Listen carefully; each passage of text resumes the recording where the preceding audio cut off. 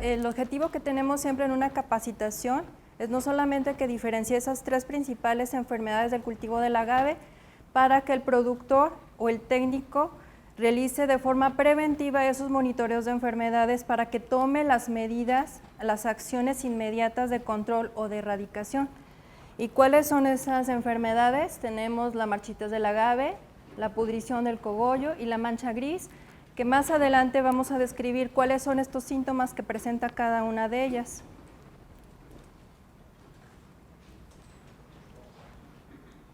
Bueno, este es el resumen de las tres enfermedades. Nada más darles a conocer ustedes que la marchitas del agave es producida por un hongo, la pudrición del cogollo tenemos una subdivisión que es pudrición seca del cogollo, que el agente causal es un hongo, y la pudrición blanda del cogollo, que es una bacteria, y finalmente la mancha gris, que también se conoce como sinónimo tizón foliar, es producida por un hongo.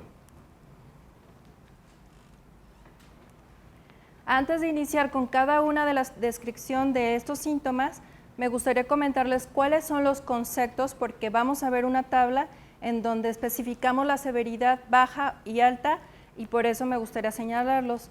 ¿Qué es una planta sana? Bueno, aquí tenemos la típica, que es una planta que no presenta una anormalidad o un daño aparente. En este caso, para el cultivo de agave, pues tiene que tener una tonalidad azul turquesa, las pencas pues tienen que estar sin lesiones alguna, la planta tiene que estar vigorosa.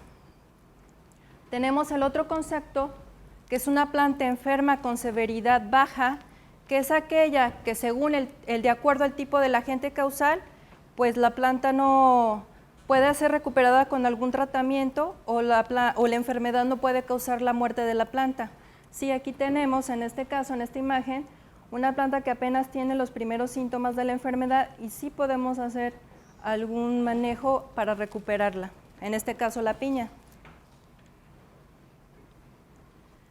Y el último término o concepto que mencionaría sería una planta enferma con severidad alta, que es a diferencia de los otros dos conceptos, es cuando definitivamente la planta ya tiene un daño irreversible y esto sí se constituye un foco de infección, ¿sí? Y aquí tenemos, es muy notoria la planta ya enferma, ya está extendida las lesiones, en este caso es de mancha gris. Vean las plantas aledañas y si nosotros dejamos esta planta enferma, se va a propagar a las siguientes, por eso es un foco de infección, hay que eliminarla. Ahora sí vamos a entrar a lo que es la primera enfermedad, que es la marchitas del agave. Esta es una enfermedad que es ocasionada por un hongo de suelo, que es conocido como Fusarium oxysporum. Sin embargo, también podemos encontrar otro tipo de hongos de suelo que son Fusarium moniliforme, Fusarium solani y también hemos encontrado Telabiopsis, ¿sí? ¿Cómo van a ingresar estos hongos? Pues van a invadir las raíces y van a ocasionar la obstrucción del tejido vascular, haciendo que no llegue el agua o los nutrientes del suelo por esa obstrucción, ¿sí? Y por eso vamos a ver las plantas deshidratadas. A continuación también se puede ver más notorio en estas imágenes. Por eso la planta se empieza a enrollar y empiezan a mostrarse esos encarrujamientos. Vean el cambio de la coloración del inicio que yo les comentaba del azul turquesa, ya se empieza a ver como un verde agrisado, el encarrujamiento bien marcado por esa deshidratación en la planta y finalmente pues la planta pues va a morir. Por eso hay que estar alertas, en cuanto tengamos los primeros síntomas de enfermedad hay que eliminarlas. Y pues este es un comparativo, cómo iniciamos, aquí tenemos nuestra planta sana, como el grado inicial del síntoma de enfermedad, esto se conoce como severidad baja, se van empezando a cambiar la coloración, aquí ya tenemos los primeros enrollamientos, aquí ya está el encarrujamiento bien marcado, la planta deshidratada y si ustedes la mueven, pues ya estas raíces no están bien sujetas al suelo, porque la enfermedad ingresa de abajo hacia arriba.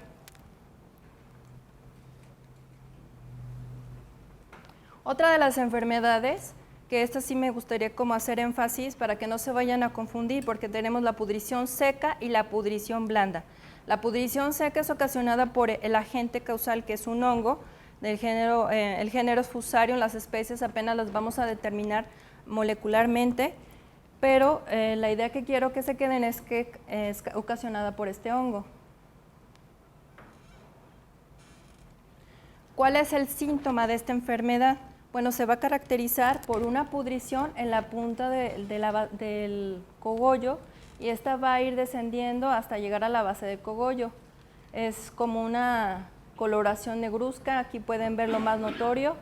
A diferencia de la pudrición blanda, esta no presenta un olor fétido, es decir, no un aroma desagradable. Tiene un olor como a celulosa.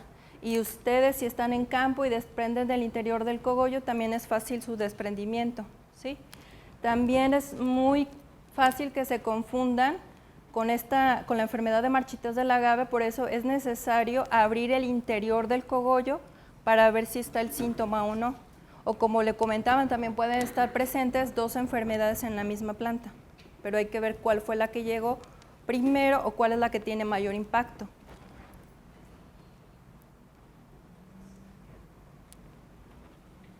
Aquí está lo que les comentaba, que hay que abrir el interior del cogollo y pues ustedes, si la ven de lejos, podrían pensar que es marchitas del agave, ¿no? Pero por eso hay que cerciorarnos qué es lo que tiene realmente a nuestra planta.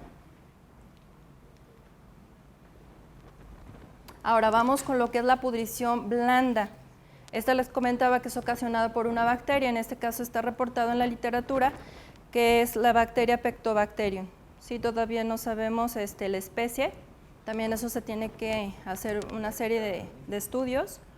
Esta enfermedad, a diferencia de la seca, vean cómo vamos a encontrar las plantas todas degradadas, porque aquí van a actuar las bacterias. Las bacterias tienen la capacidad de degradar enzimáticamente por sus enzimas pectinolíticas. Entonces, mientras que en la pudrición seca las plantas quedan paraditas, en una pudrición blanda vamos a observar esto en campo. ¿Sí? Además de que también esta enfermedad produce exudados y también, a diferencia de la pudrición seca, pues va a ocasionarse un olor fétido, desagradable. Aquí sí lo vamos a percibir. Aquí tenemos estos exudados, estos necrosamientos y finalmente la planta ya en su estado de desintegración. Igual que en la marchitas del agave, tenemos nuestra planta sana, cómo va avanzando la enfermedad. Aquí son síntomas iniciales, aquí cómo se va desplazando el hongo hacia abajo. Aquí ya tenemos bien marcado el síntoma en el interior del cogollo y finalmente, si nosotros lo desprendemos, aquí tenemos ese famoso empapelado que así lo conocen los productores. Aquí está la diferenciación, una sí presenta el olor, que en este caso sería la producida por la bacteria, mientras que la que no presenta ese olor desagradable pues es la pudrición seca. Y finalmente tenemos la enfermedad de mancha gris, que aquí visualmente podemos encontrarla aquí en esta plantación. Vean cómo se ven esos manchones, es un color verde limonado. Vean la importancia, nuevamente hacer énfasis de que si no quitamos estas plantas enfermas, cómo se va a disparar el foco de infección, ¿sí? Aquí es muy notorio en esta enfermedad por la coloración, pero también presenta manchas ovaladas. Ahorita lo vamos a ver en otra imagen. Aquí están las famosas manchas ovaladas grisáceas, la coloración diferente, se doblan y también en algunas plantas podemos encontrar esas pudriciones. También podemos encontrar el aislamiento de bacterias asociadas a este hongo, ¿sí? Igualmente, tenemos el comparativo de la planta sana, cómo va iniciando la enfermedad, hasta que finalmente ya no podemos hacer nada porque ya tenemos una severidad alta. Ese es el cuadro que les comentaba, por eso les hice énfasis en los tres conceptos, porque aquí hablamos de severidad alta y baja, ¿sí? ¿Cuándo vamos a considerar un predio en riesgo fitosanitario? Para el caso de la enfermedad de marchitas del agave, cuando presente un porcentaje mayor o igual al 10%, mientras que para la pudrición de cogollo tiene que ser mayor o igual al 20% y para mancha gris mayor o igual al 8%. ¿Qué se tiene que hacer para el caso de las tres? Es un foco de infección y también se tiene que hacer una gima o destrucción de las plantas afectadas. Para el caso de los otros tipos de severidades, hay que hacer una gima de recuperación o eliminación del total de las plantas. Pero ya vimos lo que es la parte de los síntomas, pero ¿qué tenemos que hacer cuando estemos ya establecidos en campo? Es el manejo, eso es algo muy importante. Tenemos las medidas culturales, la primera sería una gima de recuperación, cuando en este caso podemos, como dice, recuperar la materia prima porque hay un grado de severidad en 2 en donde todavía podemos utilizarla porque todavía no ha sido constituido como un foco de infección. La siguiente medida es la gima fitosanitaria. Aquí se sugiere al productor gimar o eliminar la planta porque ya realmente no se puede hacer nada con ella. Ya el daño ya está muy avanzado. Vean aquí cómo está la piña. Vean la parte foliar de la planta. Realmente ya no se puede recuperar nada. Entonces, ¿qué hay que hacer? Aquí está el técnico. Hay que eliminar la planta aplicándole lo que es cal, ¿sí? Se deja alrededor de unos 15 días para que se deshidraten las estructuras y ahora sí poder eliminar esa planta. Lo que recomienda el manual operativo del agave es que en una orilla de la plantación hagamos un hoyo de aproximadamente de 2 por 2 por 1 metro de profundidad y ahí pongamos esas partecitas infectadas y le pongamos un poquito de diésel, ¿sí? Que es parte también del control cultural. Bueno, y todo esto que está de la mano, lo que se hace en las actividades de campo con el diagnóstico de laboratorio. No visualmente podemos identificar, sí podemos decir, tiene esta enfermedad, pero no podemos determinar el agente causal. Para eso es necesario hacerlo in vitro y para ello nos basamos en estas actividades que aquí les presento a mis practicantes, yo creo que ustedes los han visto. También resaltar el trabajo de ellos. Ha sido el labor del equipo de la campaña y también del personal que ha estado involucrado en estas actividades. Bueno, ¿qué se debe de hacer? Se preparan medios de cultivo específicos para el aislamiento de hongos y bacterias.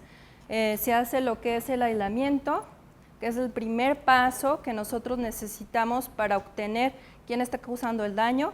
¿En qué consiste el aislamiento? Pues en seleccionar de ese tejido dañado pequeñas partecitas que tengan el síntoma de la enfermedad, hacer una disección, cortarlos en trozos y ponerlos a sembrar en un medio de cultivo. En el caso, les decía, son diferentes condiciones que se le da tanto para hongos como para bacterias, así como las condiciones de temperatura. El siguiente paso es la identificación. Aquí es cuando ya tenemos el cultivo, los aislamientos. Vean las caracterizaciones de cada una de las cepas.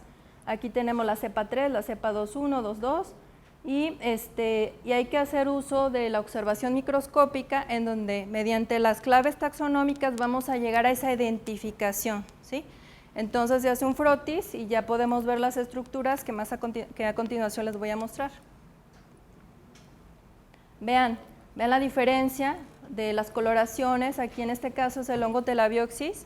Es un hongo que presenta un micelio negruzco, a veces es liso, también hay diferenciación entre este género. Aquí tenemos algunas cepas del género Fusarium. Esta presenta una coloración blanca con pigmento rojizo profundo. Y estas son las cepas que se obtienen del hongo Fusarium oxysporum. Vean la diferencia. Entonces hay que caracterizar cada una de estas cepas. Aquí nada más lo hacemos taxonómicamente, pero la importancia va a ser ahora hacerlo molecular para ver el comportamiento de cada una de ellas o cuáles otras especies están relacionadas con los síntomas de enfermedad. Era lo que les comentaba, estas son las observaciones que se hacen al microscopio. En este caso es del hongo Fusarium oxysporum, que presenta macroconidios, que son sectados. Estas rayitas son los sectos.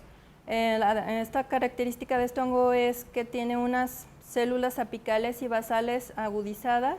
Algunos, dependiendo también del medio de cultivo, es cuando se alcanza a ver la observación de ese piecito famoso que dice en la literatura. También depende a veces del medio de cultivo que se utilice, ¿sí? Aquí tenemos del hongo que produce la enfermedad de mancha gris. Vean la diferencia de las primeras estructuras que les puse. Esto tiene una forma de mazo, tiene una cabezuela hinchada, también está sectado, son hialinos, es decir, son transparentes. Y tienen aquí una cicatricilla que también es muy característica de este hongo. Aquí, si alcanzan a percibir la diferencia de las primeras estructuras del hongo Fusarium oxysporum, estos son unos macroconidios más alargados que tienen mayor número de sectos, de divisiones, ¿sí? Y también en el microscopio nos permite hacer esas mediciones, que aquí visualmente no se podrían hacer más exactas. Y eso es lo que nos conlleva toda esa línea desde campo hasta laboratorio a emitir un informe de resultados en donde se le especifica al productor qué es lo que se encontró en su muestra, se le pone los aislamientos que se obtuvieron, así como las estructuras reproductivas que le están ocasionando el daño. Y también se le da una hoja donde vienen las sugerencias, en este caso de las dos medidas culturales que les comentaba, que es la GIMA fitosanitario de recuperación. Este es otro ejemplo y pues sería todo.